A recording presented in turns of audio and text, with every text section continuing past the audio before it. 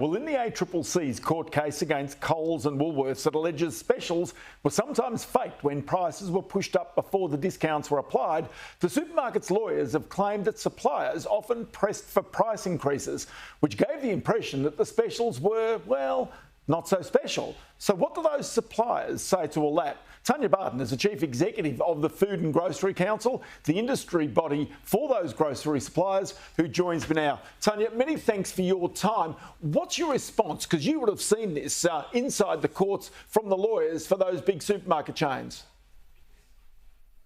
So there are multiple reasons why prices are going up, and this comes back to the COVID disruption to supply chains, adverse weather events, geopolitical tensions, and that's put a lot of pressure on the whole food and grocery supply chain.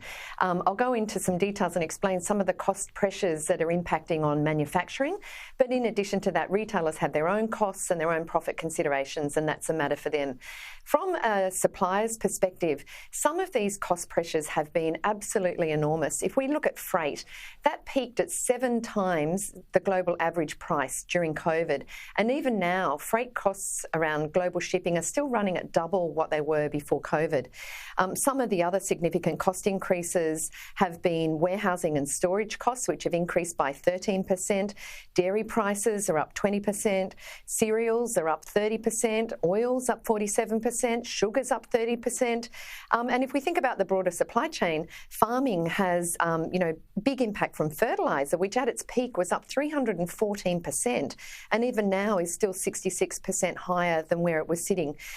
So these are real significant cost pressures, and manufacturers have been doing what they can to try and absorb some of these costs. But in the decade before COVID, manufacturers were already struggling with prices going up by less than what their input costs were. And so the reality is that manufacturers do need to pass on some of these costs in order to remain viable. Now, they haven't passed on the full extent of the cost increases. They do need to make difficult decisions around whether to increase price or reduce pack size or impact quality or impact on manufacturing, and these are difficult decisions. The reality is that food and grocery manufacturing profitability has slid by 7% as opposed to a growth in turnover of 11%. So that just shows that the costs are rising far greater than their ability to be able to recoup those costs. I was going to ask you that. Take me through what happens, that relationship between a supplier and also a supermarket. Just explain how that conversation goes, because in the past, it's been notorious that supermarkets, big retailers, would push back on suppliers who wanted to raise prices. So how does that relationship now work?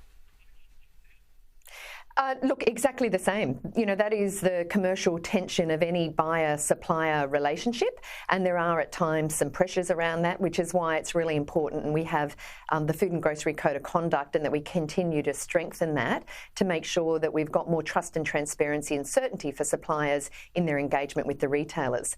But, it's a really difficult situation for retailers and suppliers in trying to meet what is a really pressured situation for consumers. So we're really trying to make sure that there's balance across that whole supply chain.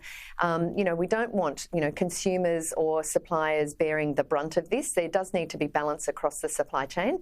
And, consumers are hurting, and understandably, retailers are under more pressure than ever to try and bring value to the table. And hence there's a need for a lot of collaboration between retailers and suppliers on how that can happen. And that might mean through changing packaging sizes or looking at ways that value can be brought to the customer, as well as looking at different price and promotional strategies. It's interesting you mentioned the transparency, because the transparency is kind of already there when the price per kilo is put up on the various products that supermarkets might sell. And that often is the way in which a consumer can gauge as to where the value might lie. But again, when it comes to specials, it becomes a little more clouded, doesn't it, as to what is actually a genuine special price and where there might be price pressures pushing up overall prices. Look, Retail pricing is the domain of the retailers, and while suppliers work with retailers on, providing goods to them and negotiating on a wholesale price and negotiating around promotional strategies, at the end of the day, the retailers are responsible for the shelf price and for what the price to the consumer is. The issue around the price establishment and the recent court case from the ACCC, I won't comment on that given that is before the courts.